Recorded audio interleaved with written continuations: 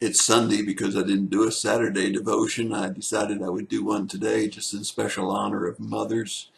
I'm thankful for my wife and what kind of a mother she is, and the fact that many of the traits that I saw in her mother were carried through to her life.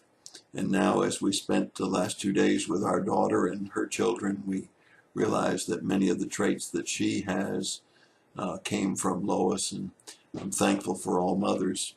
As usual in the church services and in Bible study, most of the people were focused in on Proverbs 31, which is the famous Mother's Day message for everybody. But I very often preached on Mother's Day that the best mother that I could find in the scripture was the mother of Jesus.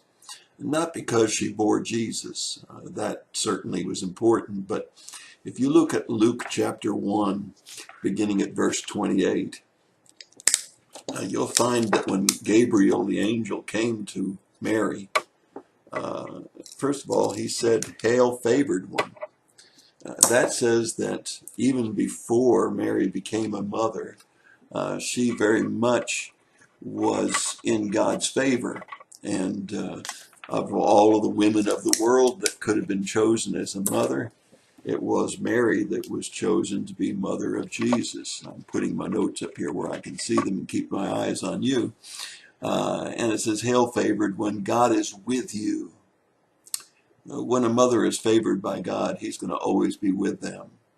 In verse 30, it says, "You've found favor with God, and you'll bear a son."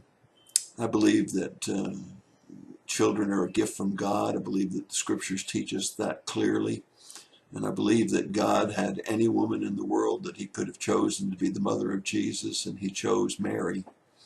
I think we see Mary as a submissive wife, as one who recognized that her son was something special. If we look at the wedding feast of Canaan, we see her stepping aside when Jesus said, "I'll do what I'll do." And yet, when we look at her obedience, we recognize in Luke chapter 1, verse 38, that she says, "Behold, the bondslave of the Lord, be it done to me according to your word." What obedience. So here we have a godly woman, a humble woman, an obedient woman, and a faithful woman.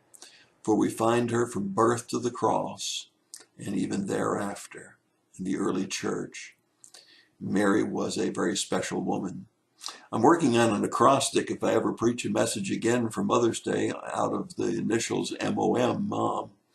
I've got the O because it's ownership, because you see the key to any mother being a great mother is her ownership. If she belongs to the Lord, she's going to be a successful mother. The last M is going to be for mentoring, because I believe that's one of the major tasks of all mothers, is to mentor their children and their husbands, as they too are ones that have been given by God to make their husbands complete. I'd also like to share with you that this morning the pastor that we listened to for Mother's Day message said, "Turn mother," or mom, M-O-M, upside down, and it's wow. I think that's pretty cute. If you have a mom who is a real wow, then you can appreciate that.